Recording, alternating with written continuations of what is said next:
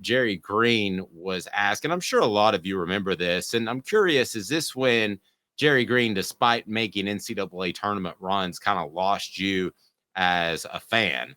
And if you remember, he said the fans can go to Walmart and rent, or Kmart and rent a movie if they'd rather watch that. That's the last thing you do, is to tell fans, if you don't like it, just go away. So what was it Dabo said, Caleb? Dabo went on a rant and said to the fan, "You're part of the problem." He said, "We won 11 games last year." He said, "We're one of 3 schools in 150 years to win 12 games or more for, I think, like 10 straight years, joining Alabama and Georgia." He said, we're one of 3 schools, Alabama and Georgia, to win back-to-back to win 2 national titles this decade, or since the college football playoff era began. And he pointed out, like, they hadn't sniffed a title in 30. He basically defended his own resume. And he said they haven't sniffed a title in 35 years before I got there, or before I took over as head coach. And he said, you're probably one of the people who wanted me fired after my second year as a head coach. You're probably one of the people who didn't like my hire of Tony Elliott, yada, yada, yada. And kind of went on a rant. And it does sound like Jerry Green going to Kmart, but Dave, I'm usually the hardest on coaches. I think he's got a point. He may have a point, but you don't say that. And I think it's a sign too that things are crumbling at Clemson, which we've already talked about. So I know we have a lot of South Carolina and Georgia listeners as well. This is good for you. This is good for Tennessee. If Clemson crumbles, which I believe they are in the midst of doing, and I think Brent Venables was a huge loss. I don't think he'll be a great head coach, but I thought he was a huge loss because of the way he ran that defense. And now he's at Oklahoma. So is he a David Cutcliffe level loss? Yes. I think that's a very apt comparison. I think you turn one side of the ball over him. I've actually thought about that before. So, yeah, I mean, Caleb, that is that to me is a sign things are crumbling at Clemson. And at some point, Dabo Swinney has always seemed like the guy to me that would retire earlier.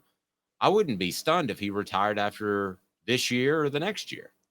Or maybe just takes another job somewhere because he doesn't feel like he's appreciated. Kind of the Spurrier after Florida moment. But I got to be honest, I think Dabo, the reason I want to say, I know you say you don't say it, but something I'm realizing about Dabo more than anything else is we got to give him this. We complain all the time about coaches lying. Well, then I'm not going to complain when they're honest. Unless Dabo is the most honest coach out there, and he doesn't care if it hurts his brand. He's personally against NIL. He complains about it. No other coach is going to complain about NIL because they know they need it for recruiting. He has a philosophical belief against the transfer portal, so he's not going to use it. Again, I disagree with him on that. I think that's stupid, but that's his thought process.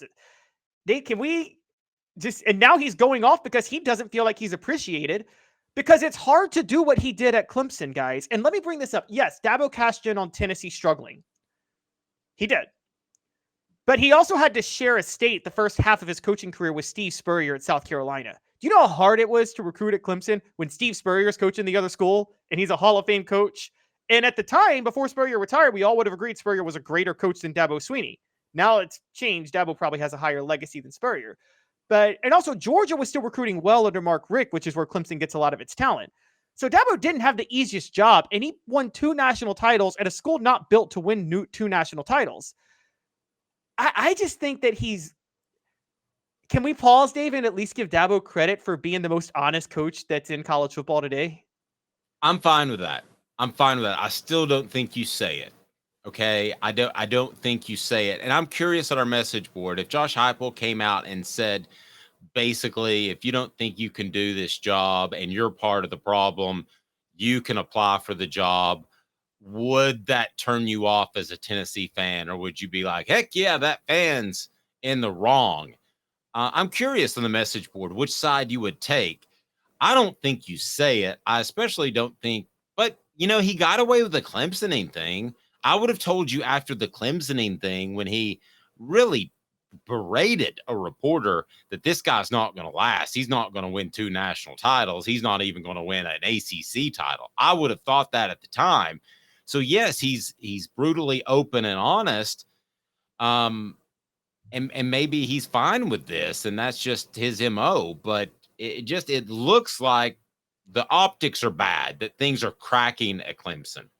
Smoky So Mountain Red says Dabo thinks pretty highly of himself, but I'm curious specifically. And Elias addressed the question. If Heupel said that, I'd be worried that he'd be replaced by a doppelganger. Sure what that means. If Heupel ever acts like Dabo or Beamer ever, I'm out. But you'll still listen to the show, right, Travis? Okay. Caleb? but okay, there is a difference on how you sell things. So when Butch Jones was at Tennessee after Tennessee underachieved and I know I harp on Butch Jones a lot on this show. I do, but I'm sorry. I've covered that 2017 team and I just don't like the guy. I'll be upfront. But right after Tennessee underachieved in 2016, Butch Jones went to SEC Media Days and said, "We've won 9 games back-to-back years. That hasn't been done in a long time here in Tennessee. It was done less than a decade before." And he acted like that was some historical accomplishment. What Dabo did at Clemson is a historical accomplishment.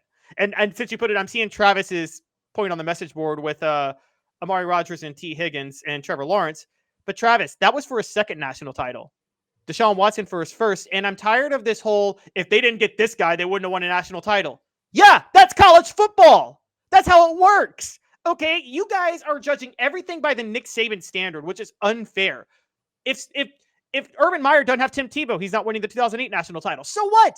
That's part of football, is getting those players. And you can't say, if he didn't get this recruit and this recruit and this recruit and this recruit. Well, how many times are you going to use that excuse? Yeah, he got talent. That's how you win national championships. Am I right? Yeah, I think this is a really good point by Smoky Mountain Red. In my opinion, Dabo is acting like he is the program, or that he is bigger than the program. Yes. Yeah, he is. That's what I was going to say. I mean, because it wasn't anything before he got there. That doesn't, again, mean you should say it. You've got to just bite your tongue and move forward. We love it. It's content.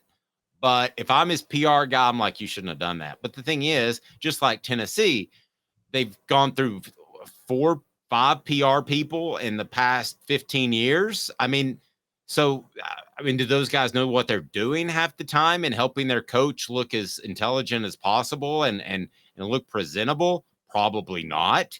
Is the Tennessee job one that people wanted during the Butch Jones era? Probably not. These guys all talk. That's why Tennessee's had 5 different sports information directors since Bud Ford decided to retire and sue the university. I mean, yeah. But for Dabo, I think the philosophy is that his honesty has gotten him this far, because he's been so honest his whole time. And another one, look, Dabo in 2016, when the Kaepernick stuff happened, Dabo came out against the kneeling. And however you feel, I understand a lot of people are against it. I don't care if you're against it or for it, but you worried that might, if you're Dabo, you're like, that might hurt him recruiting certain players who might feel a way about it. Didn't hurt him at all. It worked for him.